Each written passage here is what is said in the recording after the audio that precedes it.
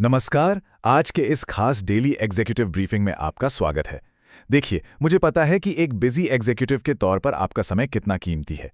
इसलिए बिना किसी देरी के हम सीधे उन लेटेस्ट नेशनल पॉलिसीज, इंफ्रास्ट्रक्चर और डेवलपमेंट अपडेट्स के इस डीप डाइव एक्सप्लेनर में उतरेंगे जो आने वाले समय में हमारे देश की पूरी दिशा तय करने वाले हैं। तो आज की इस ब्रीफिंग को हमने बहुत ही स्मार्ट तरीके से 5 अलग-अलग पोर्टफोलियो में बांटा है।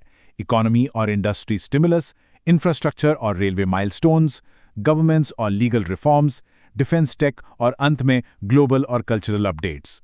चलिए फटाफट शुरू करते हैं। सबसे पहले बात करते हैं इकोनॉमी और इंडस्ट्री स्टिमुलस की और देखते हैं कि आखिर इस समय बड़ा फेडरल कैपिटल कहां और कैसे इन्वेस्ट किया जा रहा है। देखिए, केंद्र सरकार ने बिल्कुल सटीक 5,659 करोड़ रुपए की एक बड़ी राशि का आवंटन किया है। और ये कोई छोटा मोटा फंड नहीं है, बल्कि इसे अगले 5 सालों के लिए लॉक कर दिया गया है। लेकिन ये पैसा जा कहाँ रहा है? तो ये रहा जवाब। ये बड़ा फंड सीधे तौर पर मिशन फॉर कॉटन प्रोडक्टिविटी को ड्राइव कर रहा है। ये फाइनेंशियल ईयर 2026-27 से 2030-31 तक चलेगा। इसका सीधा सा मतलब है कपास यानी कॉटन की पैदावार को आक्रामक रूप से बढ़ाना और हमारी एग्रीकल्चरल सप्लाई चेन को पूरी तरह से सुरक्षित करना। और हाँ, सबसे जरूरी बात, इससे सीधे तौर पर हमारे किसानों की आय में भारी उछाल आएगा। ये एक बहुत ही सॉलिड और रणनीतिक कदम है। अब ग्लोबल मार्केट की बात करें, खासकर जो वेस्ट एशिया में क्राइसिस चल रहा है, उससे निपटने के लिए emergency credit line guarantee scheme यानी ECLGS 5.0 लॉन्च की गई है। ये करती क्या है? ये हमारे बिजनेस और MSMEs को तुरंत लिक्विडिटी सपोर्ट देती है, यानी वर्किंग कैपिटल प्रोवाइड करती है, ताकि वे इस ग्लोबल सप्लाई चेन स्ट्रेस को झेल सकें। और सबसे अच्छी बात जानते हैं, इसके लिए कोई गारंटी फीस नहीं देनी है। अब इस स्कीम में सरकार का टारगेटेड अप्रोच देखिए।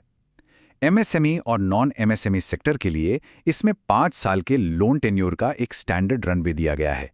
लेकिन एयरलाइन सेक्टर को देखिए, इन्हें सीधे 7 साल की लंबी लाइफलाइन दी गई है, क्योंकि जाहिर है वेस्ट एशिया क्राइसिस का सबसे ज्यादा और सीधा असर एविएशन पर ही पड़ा है।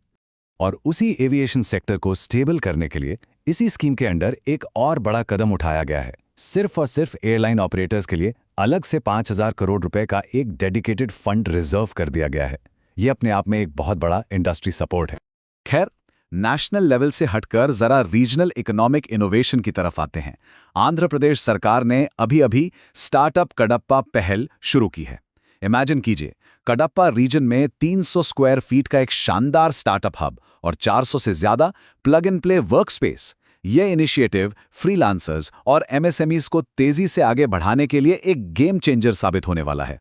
चलिए अब अपने दूसरे पोर्टफोलियो पर चलते हैं, इंफ्रास्ट्रक्चर और रेलवे माइलस्टोन्स। देखते हैं कि हमारी फिजिकल कनेक्टिविटी कैसे बदल रही है। इस भारी भरकम 23,437 करोड़ रुपए के रेलवे मल्टी ट्रैकिंग प्रोजेक्ट्स को देखिए। 2030-31 के टारगेट के साथ पूरे 901 किलोमीटर के नए रेलवे ट्रैक बिछाए जा रहे हैं। ये प्रोजेक्ट्स मध्य प्रदेश, राजस्थान, यूपी, कर्नाटका, आंध्र प्रदेश और तेलंगाना, इन 6 राज्यों को कवर करेंगे। इसका सीधा मकसद है हमारे नेटवर्क से लॉजिस्टिक अड़चनों को पूरी तरह से खत्म करना। अब रेलवे के ऑपरेशंस को गहराई से समझने से पहले हमें ट्रैक्शन डिस्ट्रीब्यूशन एसेट्स को समझना होगा। आसान भाषा में कहें तो इलेक्ट्रिक ट्रेनों को दौड़ाने के लिए जो पावर सप्लाई और इलेक्ट्रिकल लाइंस चाहिए होती हैं, वही ये एसेट्स हैं। ये हमारे इलेक्ट्रिफाइड रेलवे ग्रिड की असली रीढ़ की हड्डी हैं।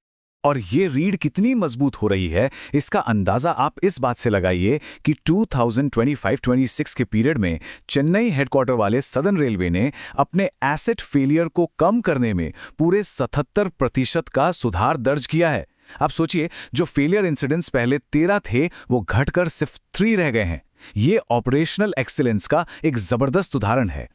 फिजिकल इंफ्रास्ट्रक्चर के बाद आइए अपने तीसरे पोर्टफोलियो में एंटर करते हैं, गवर्नेंस और लीगल रिफॉर्म्स। यहाँ काफी दिलचस्प अपडेट्स हैं।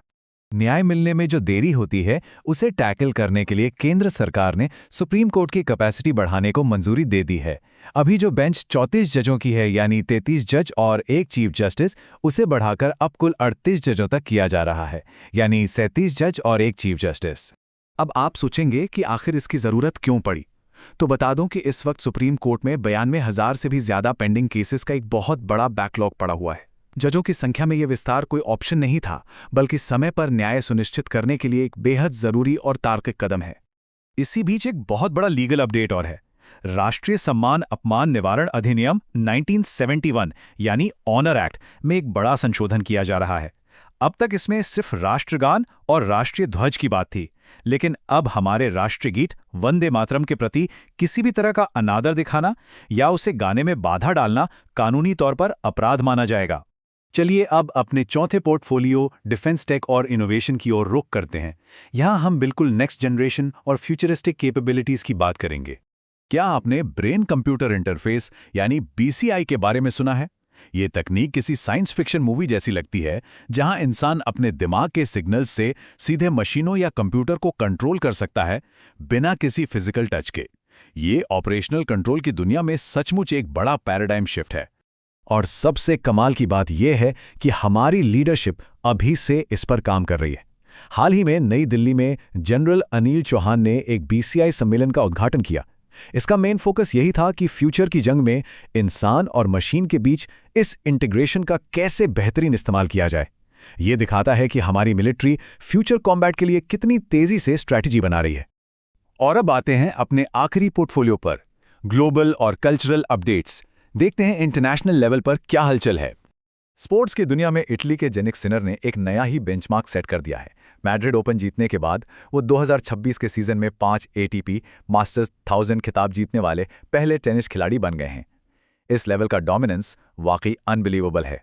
और एथलेटिक्स से ही जुड़ा एक और शानदार मैसेज है, sports building bridges, breaking barriers, यानी खेल पुल बनाते हैं और दूरियां मिटाते हैं। 7 मई को मनाए जाने वाले वर्ल्ड एथलेटिक्स डे 2026 के लिए यही ऑफिशियल थीम चुनी गई है, जो पूरी दुनिया में स्पोर्ट्स के जरिए एकता और यूनिटी को प्रमोट करेगी। तो जैसे ही हम आज के इस एक्सप्लेनर को खत्म करते हैं, मैं आपको एक सवाल के साथ छोड़ना चाहता हूं।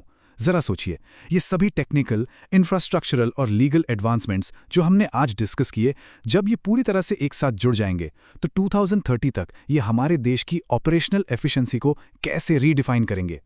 इस बदलाव का स्केल सच में इमेजिन करने लायक है। आज के इस ब्रीफिंग में मेरे साथ जुड़ने के लिए आपका बहुत बहुत शुक्रिया।